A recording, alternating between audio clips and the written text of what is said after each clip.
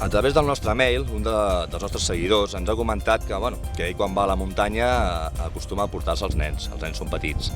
I que la seva pregunta és que si mai passés res, una situació compromesa, de nervis, de supervivència, què fer amb els nens? La pregunta és molt bona perquè els nens tenen una qualitat que és que de seguida aquest estat de nervis, aquest estat psicològic, diguem-ne, estressant, li podem encomanar amb ells. La forma ràpida de fer que aquests nens no agafin aquests nervis és fer-lo treballar.